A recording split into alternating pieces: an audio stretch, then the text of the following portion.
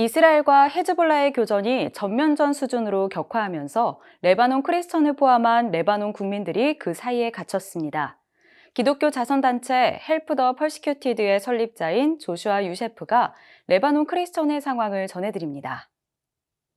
Well, certainly in the lead up to this, we were seeing many Christians who were living in the south of Lebanon who were fleeing to actually one of our refuge centers a little bit east of Beirut. And so they were already preparing for this kind of event. And this was a result of the back and forth of missiles going back and forth with the northern part of Israel. And so they were already on edge. And I think this has further created a sort of an angst amongst Christians and amongst the general population of where this thing is going to go. 전쟁의 긴장감이 고조되면서 레바논 남부 지역 주민들 대다수가 피난을 떠났지만 남아서 일상을 지속하는 주민들도 있습니다. Well, and some of our executive team are actually there now. They were there for meetings. And so they are actually going to try to make their way out in the next 36 hours. They want to get out because it appears as though things are going to get worse.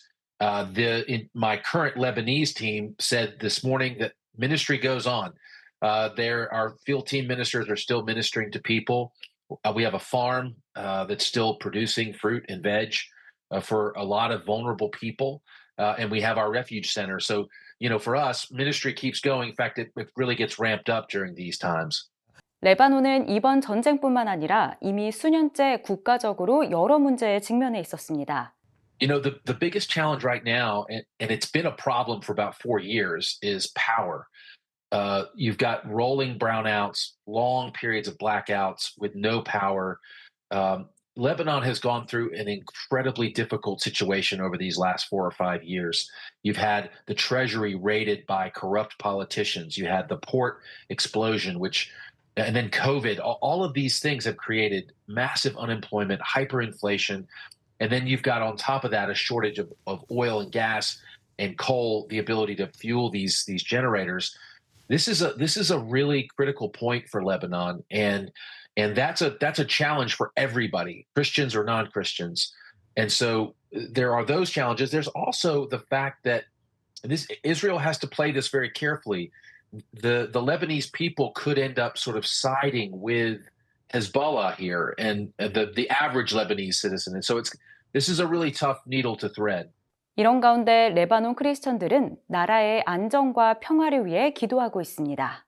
Yeah, so one of our field team ministers reached out to many denominations, and they had over 1,200 people come just to pray for Lebanon. And it was a really sweet service that was aired on multiple Arabic satellite channels live and on the internet. And it was a really interesting thing to see multiple denominations, even some Muslim background believers, like all coming together and praying for peace. And so we're excited about that. We're hoping that the Lord will answer those prayers sooner rather than later. That the Lord would bring peace to Lebanon and bring unity between different factions.